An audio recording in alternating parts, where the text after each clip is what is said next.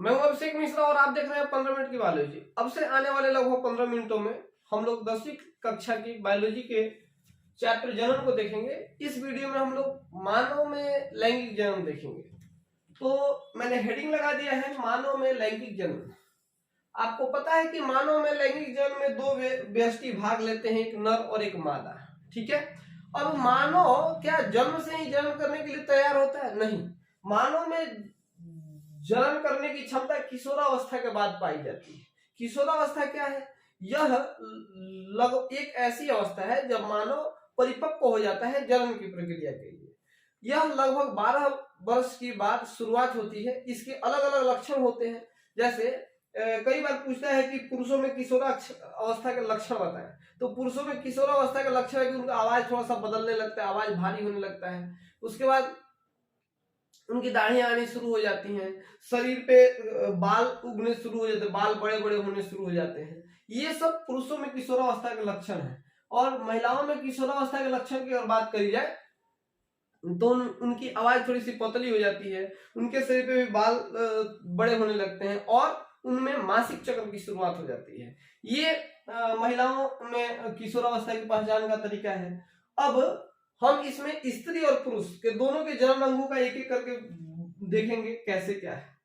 सबसे पहले हम नर जननांग की बात करें तो नर में वृषण होता है। वृषण एक जोड़ा पाया जाता है मानव में, पुरुष में। और ये वृषण में शुक्राणु का निर्माण होता है। शुक्राणु शुक्रवाहिनी के माध्यम से शुक्राशय में आके जमा होता है। शुक्रवाहिनी एक नली होती है और शुक्राशय एक थैलीनुमा संरचना होती है। वृषण में जब शुक्राणु बनता है तो जिस नली के माध्यम से शुक्राशय में आके जमा होता है उसको शुक्रवाहिनी कहते हैं। ठीक है। आप मैं फिगर नहीं बना पाया हूं, पूरा बोर्ड तो भर गया है, आपकी किताब में फिगर दिया होगा, आप देख लेंगे। और शुक्राशय से शीषण के माध्यम से हमारे शरीर से बाहर उत्सर्जित होता है ना। ये शीषण के माध्यम से ही हमारे शरीर से बाहर उत्सर्जित होता है। अब आप इसमें कोई जटिल समझना नहीं है, बेहद आसान है। सबसे पहले वृषण एक जोड़ा मानव में पाया जाता है। यह वृषण में शुक्राणु बनता है और बनने के बाद शुक्रवाहिनी के माध्यम से, शुक्रवाहिनी की नली होती है जिसके माध्यम से शुक्राशय में आके जमा होता है। शुक्राशय थैलीनुमा संरचना है, वहां पे शुक्राणु जमा रहता है। जब आवश्यकता पड़ती है तो ये शीषण के माध्यम से हमारे शरीर से बाहर उत्सर्जित होता है। अब मादा जननांग की अगर बात करें तो मादा जननांग का मैंने चित्र बनाया हुआ है यहाँ पे, क्योंकि ये बिना चित्र के थोड़ा समझाना जटिल था। अब ये देखो, ये गर्भाशय है। ठीक। गर्भाशय में मादा जननांग में सबसे प्रमुख अंग है कि ये अंडाशय है ना। ये अंडाशय है। ये महिलाओं में जन्म से ही पाया जाता है। पूरा ये गर्भाशय ही जन्म से पाया जाता है। लेकिन किशोरावस्था के बाद वो भी रिप्रोडक्शन के लिए मतलब रेडी, परिपक्व हो जाते हैं। अब यहाँ देखो, ये जो अंडाशय है इसमें हजारों अंडाणु अपरिपक्व अवस्था में बचपन से ही मौजूद होते हैं। मतलब महिलाओं के जन्म से, लड़कियों के जन्म से ही इसमें हजारों अंडाणु अपरिपक्व अवस्था में मौजूद रहते हैं। अपरिपक्व मतलब जो अभी तैयार नहीं, परिपक्व नहीं है। किशोरावस्था की शुरुआत के बाद हर एक महीने एक अंडाणु अंडवाहिका में आता है। ठीक। हर एक महीने एक अंडाणु अंडवाहिका में आता है। अंडवाहिका में योनि के माध्यम से गर्भाशय में जब शुक्राणु पहुंचता है तो ये शुक्राणु धीरे धीरे यहाँ पहुंचता है और यहाँ पे निषेचन की प्रक्रिया होती है।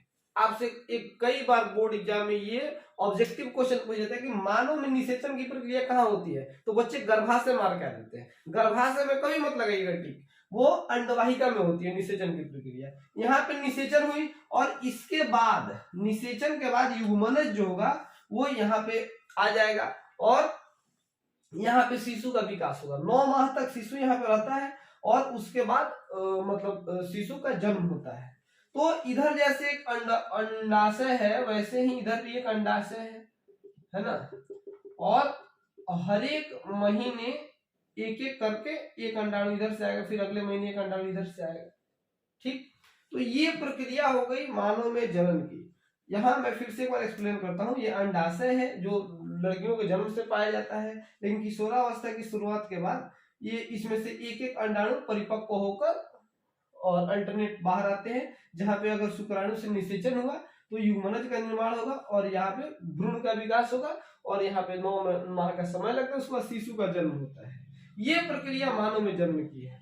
अब कुछ इसमें और भी क्वेश्चन पूछे जाते हैं, जैसे मासिक चक्र क्या है।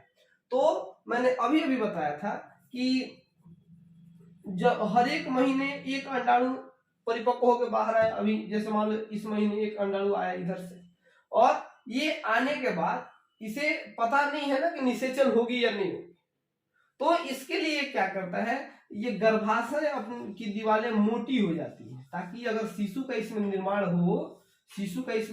हो तो ये शिशु को कहीं से चोट न लगे, ये सुरक्षित रह सके, इसके लिए गर्भाशय की दीवारें स्पंजी मोटी हो जाती हैं। लेकिन यह 2 दिनों तक अंडाणु यहाँ पे रहता है, और 2 दिनों में अगर निषेचन की प्रक्रिया नहीं हुई तो ये दीवारें टूट के मतलब ठोस रक्त के रूप में शरीर से बाहर उत्सर्जित हो जाती हैं, है ना।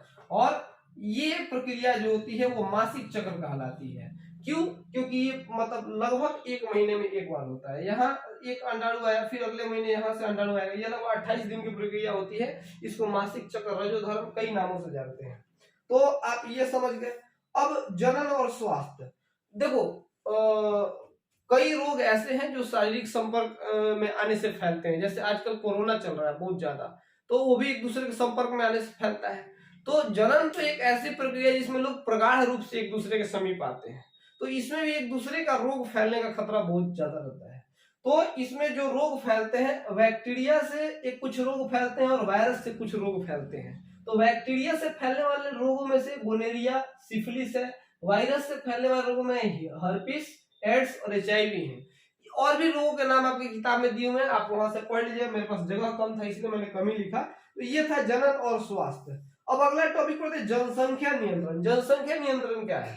तो आप देख रहे हैं पृथ्वी पर कितनी जनसंख्या बढ़ती जा रही है। हमारे देश के लिए भी सबसे बड़ा प्रॉब्लम हमारा जनसंख्या है, जिससे हमारा विकास बाधित हो रहा है ना। लोग मतलब कई बार लोग दोष देते हैं कि हाँ बेरोजगारी बढ़ गई है, लेकिन बेरोजगारी क्यों बढ़ गई? उसका मूल कारण है कि हमारे यहाँ जनसंख्या बहुत ज्यादा बढ़ गई है। तो ये देखो, जनसंख्या नियंत्रण के लिए अब कई विधियां होती हैं कि जनसंख्या को नियंत्रित किया जा सके। तो पहले तो प्राकृतिक विधि है। प्राकृतिक विधि क्या है कि आप अगर मतलब रिप्रोडक्शन नहीं करते हैं, आप जन्म की क्रिया नहीं करते हैं, तो संतति का निर्माण नहीं होगा। ये तो सबसे मतलब कॉमन बात है।